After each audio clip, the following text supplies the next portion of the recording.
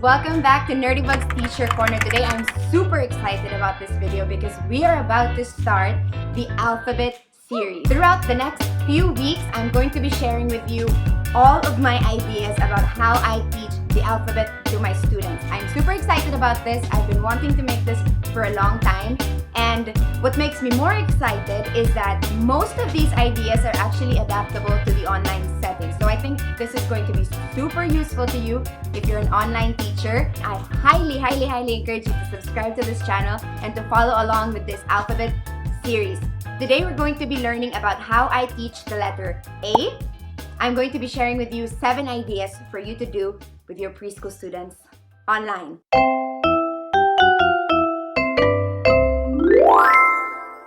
Alright, the very first idea that I have is to do an astronaut adventure. The thing that I love about online teaching, well, I don't love a lot of parts about it, but one thing that I do like is the ability to change your virtual background and to really transform the lesson just by changing your background.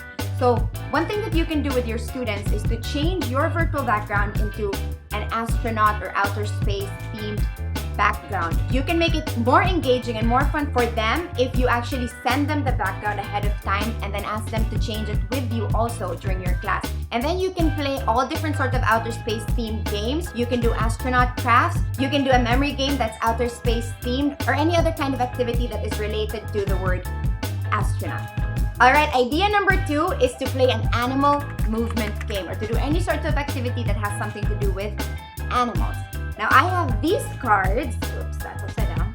I have these animal movement cards that I really like. It's a super fun, engaging way to teach the animal movements and to also incorporate math and numbers into your lesson. The way that I play this with my students online is I shuffle the animal cards and then, well, I don't show them, right? And then I tell them, alright, tell me when to stop, and then somebody says stop, and then I show them the animal movement, and then again I have the numbers on the other side. I shuffle it and I tell them to say stop, and then I show them how many times we have to do that animal movement. Now if your students are more advanced, you can also do addition cards, and if they're more advanced, you can do subtraction cards. Alright, idea number 3 is to have an alphabet goal sheet. Now I'm incorporating this tip into the letter A just because it's the first video. Some people teach the letter A first, but I highly encourage you to teach this with whatever letter you learn first. So for example, for us, we do the Jolly Phonics method.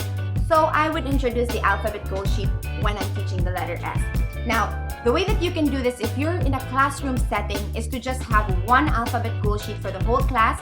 And then every time you learn a new letter with your students, you pick a student to color in the letter that you've learned. It's a really good visual way for them to see that they're learning more and more letters. And when you color in the last heart, you can give them a little party. You can give them some sort of reward and celebration for them learning all of the letters in the alphabet. If you're doing this online, what I do is I send each of my students a copy of this and they color it individually. Alright, idea number 4 is to do an ant craft or an ant art activity. Like I mentioned earlier, the way that I teach the letters is through the Jolly Phonics method. Now for the letter A, the action, the story, and the song that go with it is ants, or ants on my arm. I'll link a video down below explaining what Jolly Phonics is in case that's something that you're not familiar with yet.